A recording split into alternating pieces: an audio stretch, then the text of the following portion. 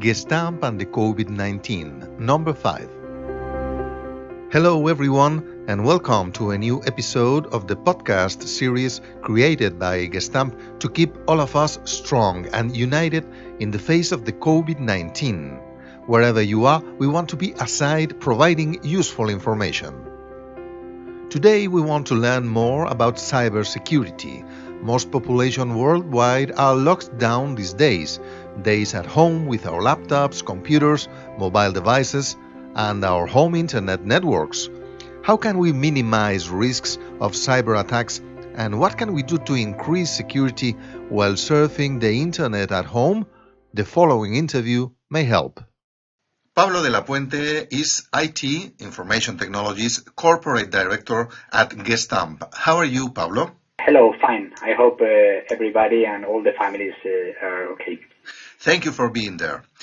In these days, our work at home is possible thanks to other professionals who ensure the stable and secure networks and connections. In Gestamp's case, Pablo, you are the corporate director of these teams. How is your department managing communications and networks in this crisis? Okay, we have put in place our contingency plan, which has been deployed successfully thanks to our more than 400 IT professionals around the world. With this deployment, we are making possible that homework is feasible for our administrative centers, R&D, production plants in the areas that is needed, and possible ensuring business continuity. How does this contingency plan apply in concrete cases? What does it achieve?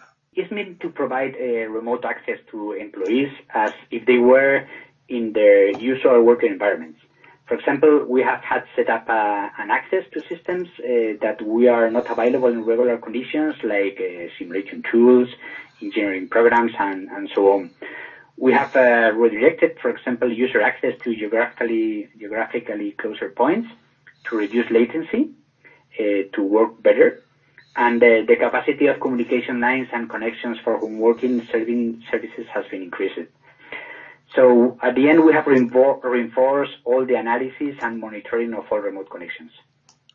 Very good. So it is just fair in this moment to say a big thank you to you and all the professionals in the IT department for making our work still possible from home. But what can we do from our side to make your job easier, since cybersecurity threats probably are more serious at home than at the company's facilities, right? What can we do? Yes, firstly, I agree with you. The work of the IT teams have done has been key to get it done in time. I would like to thank you, everyone that has worked outside regular work time or even weekends, and for the patience to explain this new way of working to everyone. And it's true, cybersecurity gains importance in this situation now that the employees are working out of their safety environment. We are switching from corporate networks to house Wi-Fi, so this makes devices and access control harder. But for this matter, we have reinforced security in our laptops to try to avoid security breaches. And really, we know that the bad guys are taking advantage of these tough times. So we have to be on the lookout, and make sure that the messages we receive are from a reliable source. Okay. Can you summarize a list of key advices that we, all Gestamp workers, should apply at home to minimize cybersecurity risks? Yes, perhaps I need a long time, but to try to summarize, I think the most important thing is that our professionals or you at home follow the recommendations that we have published regarding the situation and we have sent by email. But for example, be especially careful these days with email related to COVID-19 because they are being used to kidnap our information. Also, be careful with emails to avoid phishing events and take care about attached documents or links, especially to unknown websites.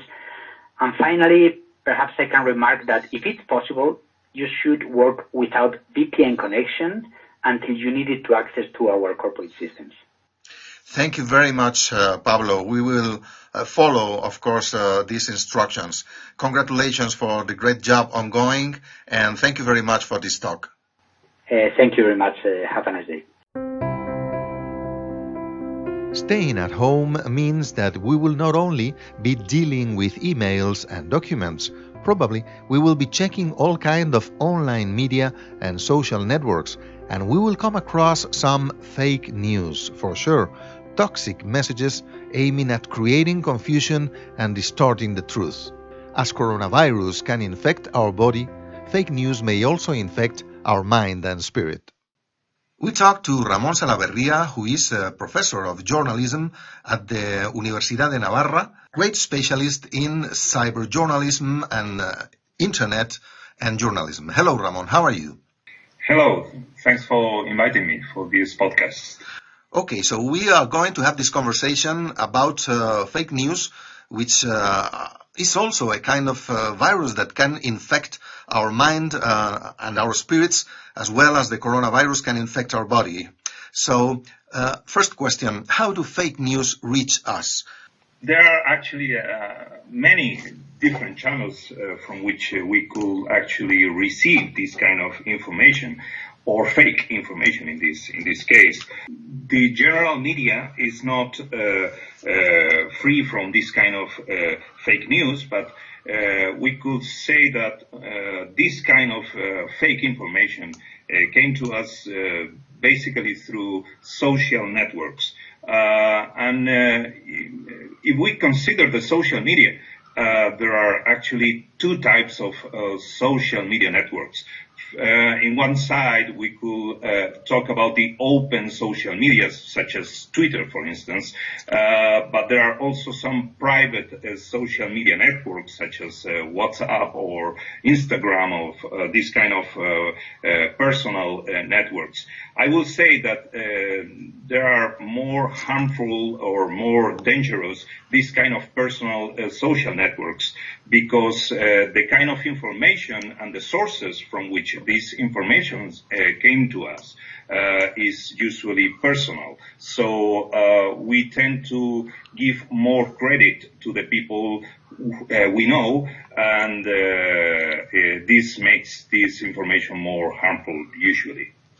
Okay, so we have a first conclusion. The social media, which are not open, are the most dangerous or most probable media to carry fake news. Very good. But these channels can also provide true information, true news. How can we identify a fake news at a glance? Well, the most important thing to identify the trustworthy information is to ask ourselves about the source of that information. We have to be very critical when we choose the information, and we spread that information among our relatives or our colleagues in our company.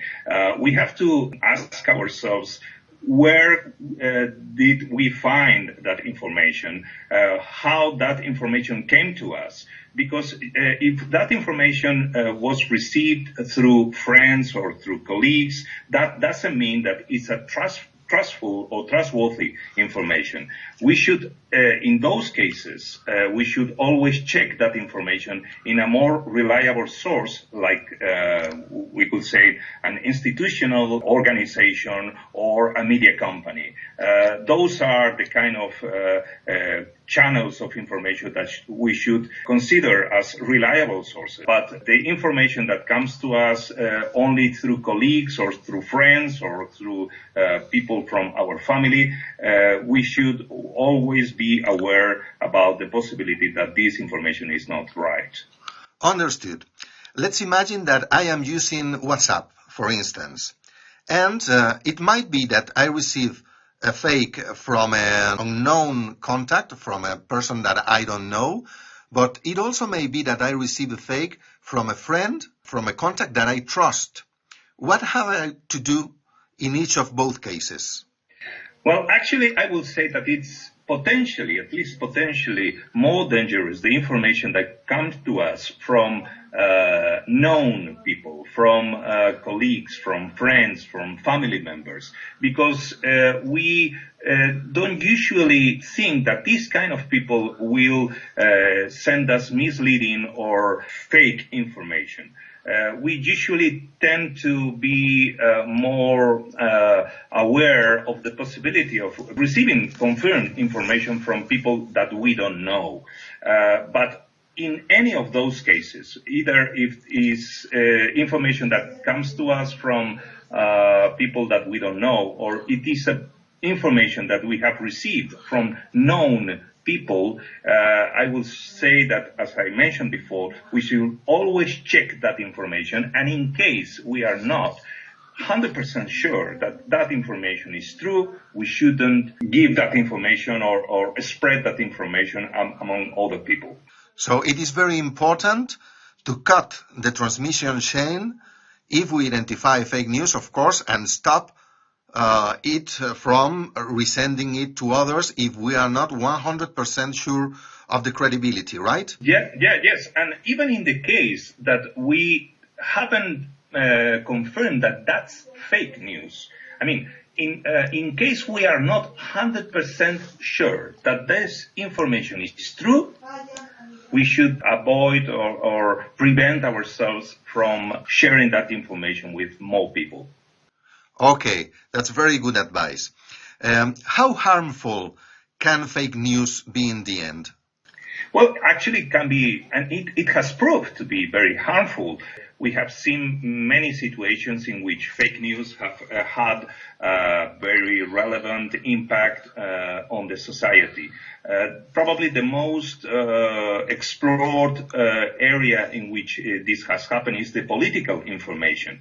During the presidential elections of the US in 2016 or the Brexit referendum also in 2016, it has been proved that the fake news had a strong, relevant impact on the public opinion. There have been also some other situations, such as, for instance, the climate, the information about the climate change. There has been a lot of news and fake news spread about that topic. And since I am talking today to a company podcast, I will say that in many cases, also the companies, the brands are subject of this kind of fake news.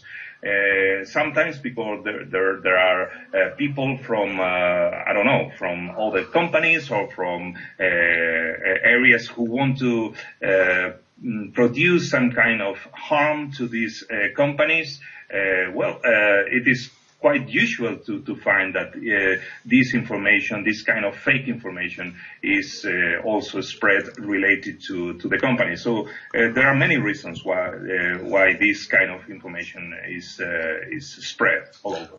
So we should consider fake news in a company as a kind of attack to the company. It might be started because someone wants to do harm to the company, right? That's the goal of fake news?